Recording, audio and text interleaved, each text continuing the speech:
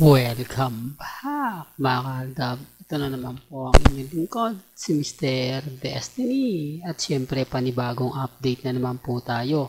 Panibagong mga kaganapan nga po kina Alden Richards at kay Maine Polkerson. Napakarami mga kwento, sigalot na talaga naman pong mapapaisip po kayo. Sabi ko nga kung dito lang po kayo sa channel ni Mr. Destiny, aba marami po kayo maintindihan.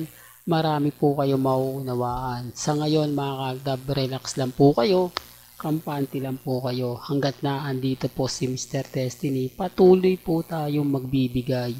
Patuloy po tayo mag-update kahit ano po yung gawin nilang pambabas, pang-insulto, pangharas, hindi po tayo affected. Dahil malapit na nga po ang 10th year anniversary ng Aldab Nation.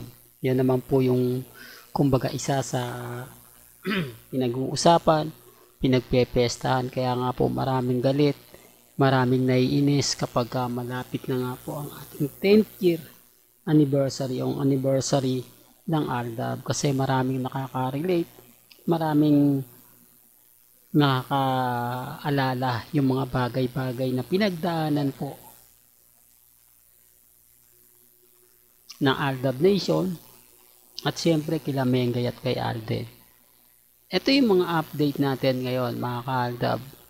Naglabas na nga po o may labas na nga po ng video ng behind the scene na kuha po galing sa Hollywood na kung saan nag-shooting doon si Alden Richards. Medyo kaabang-abang na nga po yun mga kaaldab.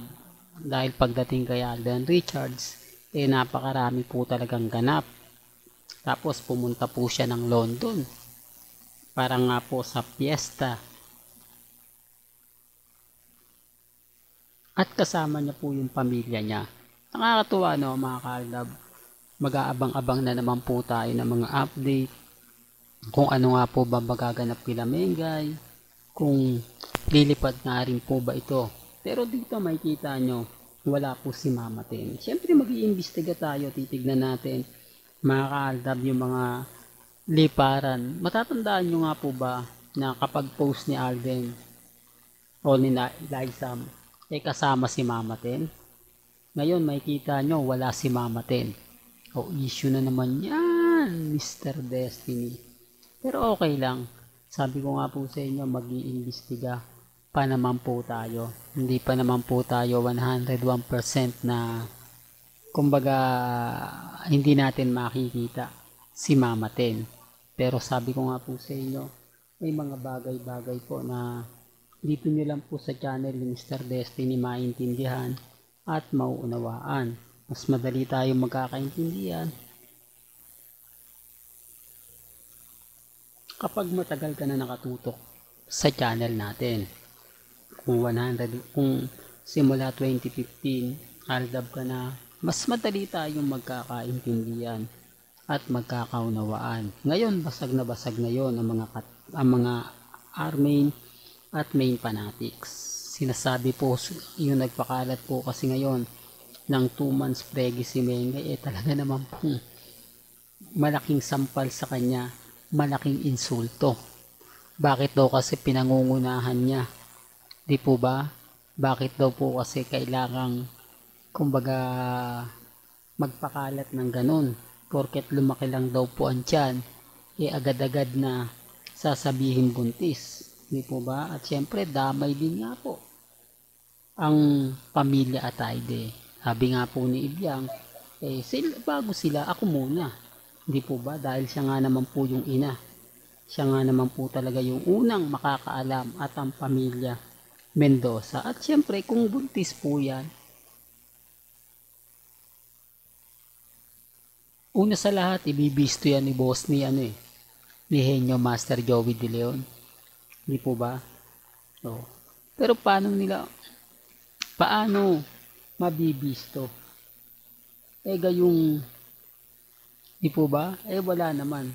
Kaya nga sabi ko sa inyo, sa Itbulaga pa lang po puputok na yan. Kung may katotohanan po. Hindi po sa ibang tao. Hindi po sa Army na gusto lang pong pasakitan ang fandom. Medyo maganda yung pabor nga po. Kaya nga po nag-click Kaya nga po nag-boom eh. Hindi po ba? Dahil marami mga fans ang natuwa.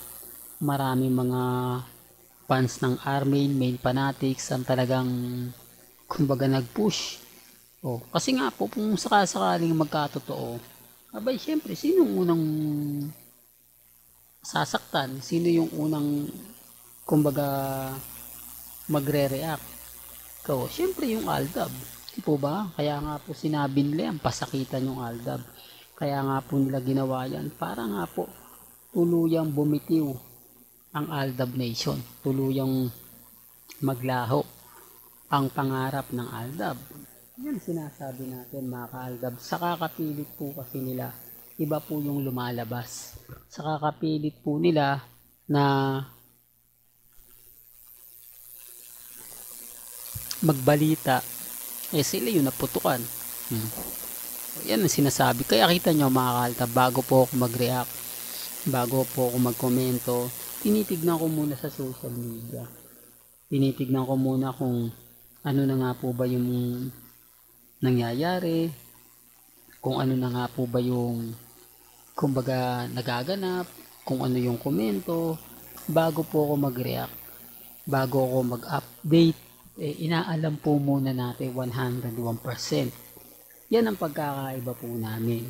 Kaya hindi nyo po maiiwasan na kumbaga nagagalit sila kasi nauna tayo eh. Kumbaga hindi naman po tayo pag-post lang agad-agad ina-update. Siyempre kailangan muna natin mag-imbestiga, alamin ang buong istorya, alamin ang buong kwento. Kaya nga po nababasag ko sila lalo na po yung mga posts ng Armin.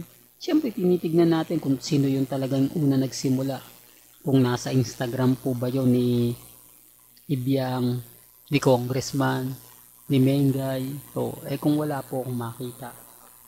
Although maraming gumawa po ng Instagram ni May, maraming nag-react na kumbaga mga edited na ginawa na account, tapos akala nila si Menga yun nag-post. Madali lang naman po gumawa eh. Sa panahon ngayon, high-tech na, di po ba? Mga artista nga po sa ibang bansa pumupunta ng Divisoria eh. Doon pa lang may mali na eh. Doon pa lang masasabi nyo na tama si Mr. Destiny. Po ba? Pero syempre hindi tayo namimilit. Yun naman po yung lagi kong sinasabi at yung lagi kong binabato. Well, hanggang dito na lang po ang ating latest updates. Kaya kung gusto niyo pa po ng pinaka-latest at sariwang update, abay lagi lang po kayong tututok dito po sa channel ni Mr. Destiny para updated po kayo sa mga bago at sa mga latest na i-upload po natin maya-maya lang. Hanggang sa muli, salamat po sa panonood at pakikinig.